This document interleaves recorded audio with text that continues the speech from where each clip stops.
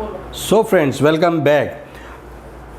मेरी पिछली वीडियो में आपने समझा और जाना कि फ्यूचर इंडेफिनिट टेंस के अंदर हम गा गे गी का इस्तेमाल करते हैं, और मैंने आपको बताया था कि इसके अंदर ही she it Ram boy girl, singular के साथ हम विल का यूज़ करते हैं, और I you we they boys girls, और प्लूरल के साथ हम शैल का यूज़ करते हैं। मैंने आपको बताया था कि विल नॉट की एब्रीवेट फॉर्म वॉन्ट होती है, और शैल नेट की एब्रीवेट फॉर्म जो होती है वो शेंट होती है। So welcome back to the channel Kamal Tisawar official, जहाँ पर मैं सिखाता हूँ आपको English grammar properly. So friends, come back again. आपने पिछली बार में आपको विल और शैल का पता चल ही गया होगा कि विल और शैल हम कहाँ लगाते हैं। जब भी हमारा फ्यूचर पॉसिबिलिटी होती है या नियरेस्ट पॉसिबिलिटी शो करने के लिए हम विल और शैल का इस्तेमाल करते हैं। तो सर, और हम किस तरीके से हम फ्यूचर पॉसिबिलिटी को शो कर सकते हैं? हम शो कर सकते हैं, बिल्कुल शो कर सकते हैं। तो मैं आपको बताने जा रहा हूं हम कैसे शो करते हैं। Like he is going to come tomorrow.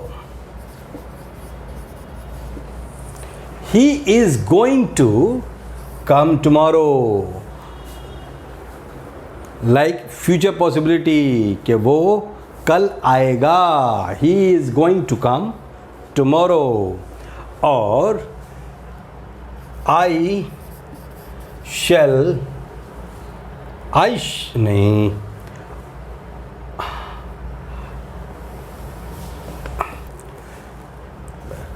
like we are going to win the match। हम मैच जीत जाएंगे। सो फ्यूचर में दिखाने के लिए हम is going to, are going to का भी यूज़ कर सकते हैं विल और शैल की जगह। सो फ्रेंड्स, ये आपको समझ में आया। This is the second case. ये हमारा सेकेंड केस है कि हम विल और शैल की जगह is going to, are going to, am going to लगा करके हम फ्यूचर का पॉसिबिलिटी शो कर सकते हैं।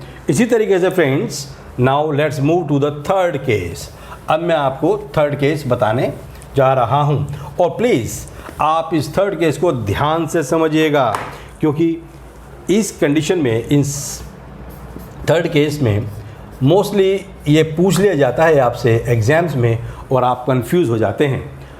अब देखिए, हम सिंगुलर में हम विल का यूज़ करते हैं, और प्लूरल में हम शैल का यूज़ करते हैं। ये सबको पता है, it is universally known fact. Now अब हम क्या करते हैं, विल की जगह शैल लगाते हैं, और शैल की जगह विल लगाते हैं। जहाँ विल लगाना होता है वहाँ हम लगाते हैं शैल, और जहाँ शैल लगाना होता है वहाँ हम लगाते हैं विल। इसकी हम पोजीशन चेंज कर देते हैं। किस कंडीशन में चेंज कर देते हैं? हमारी 4 कंडीशन होती है। 1 condition is in the case of determination, जिसे हम बोलते हैं पक्का इरादा। पक्का इरादा शो करने के लिए हम क्या करते हैं, विल की जगह शैल लगाते हैं, शैल की जगह विल लगाते हैं। डिटरमिनेशन, प्रॉमिस वायदा, थ्रेट धमकी देने के लिए, और एडवाइस देने के लिए, सलाह देने के लिए। जब भी हमारी ये 4 कंडीशन आती हैं, determination, promise, threat and advice, जब भी हमारी 4 कंडीशन आती हैं, इन कंडीशन में हम क्या करते हैं, जहाँ पर हमारा विल लगता है सिंगुलर में, वहाँ हम शैल लगा देते हैं। जहाँ हमारा शैल लगता है वहाँ हम विल लगा देते हैं। अब आप समझिए, हम क्रॉस कर देते हैं। मैं आपको कुछ इसके एग्जाम्पल दिखा देता हूँ। जैसे पहला था हमारा डिटरमिनेशन। अब डिटरमिनेशन में देखिए हम क्या करते हैं, जैसे he will score 90% in maths, वह मैथ्स में 90% स्कोर करेगा। सो ये क्या है, ये सिंपल सेंटेंस है, लेकिन उसका डेटर्मिनेशन दिखाने के लिए हम विल की जगह क्या लगाएंगे, शैल। क्या लगाएंगे, शैल। He shell score 90% in mathematics. तो शैल डेटर्मिनेशन को शो करता है। Now first the second sentence is promise.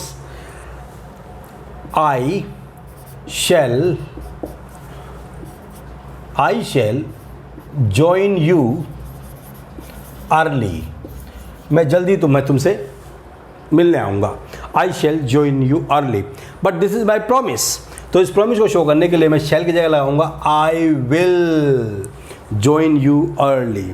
तो shall की जगह हमने क्या लगाया, will। थर्ड, थ्रेट में क्या होता है, he will kill you। वो तुम्हें मार देगा। अब इस सेंटेंस में कहीं पर भी आपको थ्रेट नहीं दिख रही है। थ्रेट दिखाने के लिए हमें क्या करना पड़ेगा, विल की जगह लगाना पड़ेगा shall. He shall kill you, that means आपने थ्रेट दिखा दिया। और फोर्थ हमारा केस है advice, like you shall see the doctor. Sorry, मैं ऊपर लिख देता हूँ। Fourth sentence I will repeat here again. Like fourth case हमारा था, यू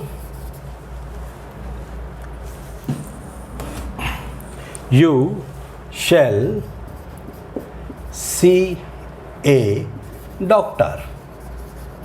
आपको डॉक्टर को दिखाना चाहिए। यू के साथ शैल ही लगता है, बट अगर हमें इसके अंदर एडवाइस शो करनी है तो we will say will, like you will see a doctor. तुम्हें डॉक्टर को दिखाना चाहिए, दिखाइए। तो यहाँ पर मैं आपको बताना चाहता हूँ, डेटर्मिनेशन, प्रॉमिस, थ्रेट और एडवाइस की कंडीशन में हम विल की जगह शैल लगाते हैं, शैल की जगह विल लगाते हैं, और ये एग्ज़ाम्स के अंदर पूछा जाता है, जिसमें स्टूडेंट्स कंफ्यूज हो जाते हैं कि यहाँ पर विल आना चाहिए था पर हमने शैल लगा दिया, यहाँ पर शैल आना चाहिए था यहाँ पर विल लगा दिया।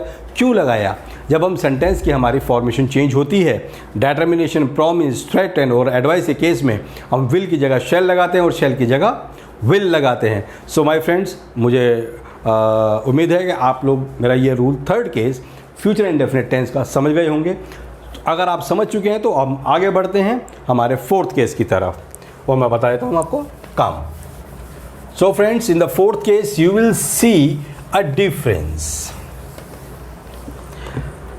फ्यूचर टेंस के अंदर जब दो सेंटेंसेस फ्यूचर के अंदर होते हैं, लाइक फर्स्ट सेंटेंस और सेकंड सेंटेंस, हमारे पास दो सेंटेंस हैं, फर्स्ट और सेकंड सेंटेंस, और बीच में वो हम उसे व्हेन या इफ से जोड़ते हैं।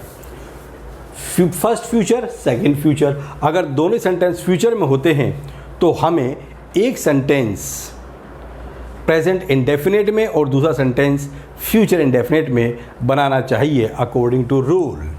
रूल क्या कहता है, जैसे एग्जाम्पल है हमारा हिंदी में, फर्स्ट अगर वह पढ़ेगा कोमा तो वह पास हो जाएगा, तो वह पास हो जाएगा। सो फ्रेंड्स, यू विल सी हमारे पास एक ही सेंटेंस है, बट ये अगर से, यदि से शुरू हो रहा है। यदि वह पढ़ेगा तो वह पास हो जाएगा। First sentence and the second sentence ये यदि या व्हेन से स्टार्ट होते हैं सेंटेंस। तो ये सेंटेंस हमारा पहले सेंटेंस हमारा किस में कन्वर्ट करेंगे हम फर्स्ट सेंटेंस को, फर्स्ट, और ये सेकेंड।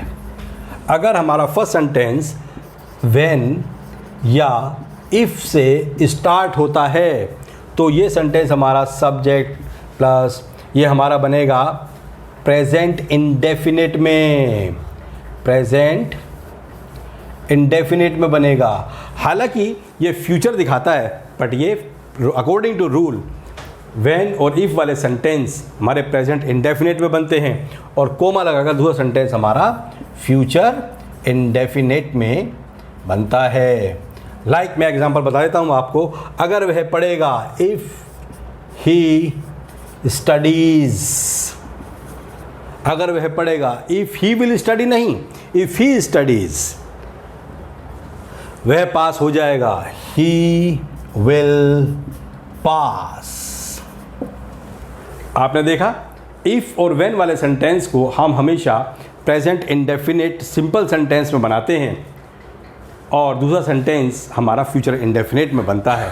तो जब भी दो सेंटेंसेस फ्यूचर में हो तो इफ़ और व्हेन वाला सेंटेंस हमेशा प्रेजेंट इंडेफिनिट में और दूसरा सेंटेंस फ्यूचर इंडेफिनिट में बनेगा।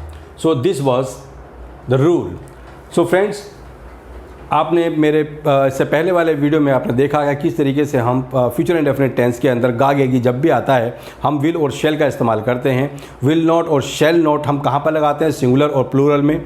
आई यू वी दे के साथ हम लगाते हैं शेल, और ही शी इट राम बॉय के साथ हम लगाते हैं विल।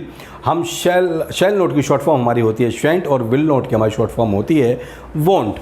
उसी तरीके से हम बताते हैं कि हमारा फर्स्ट केस क्या था, सेकंड केस और थर्ड केस जो हमने यहाँ पर डिस्कस किया है।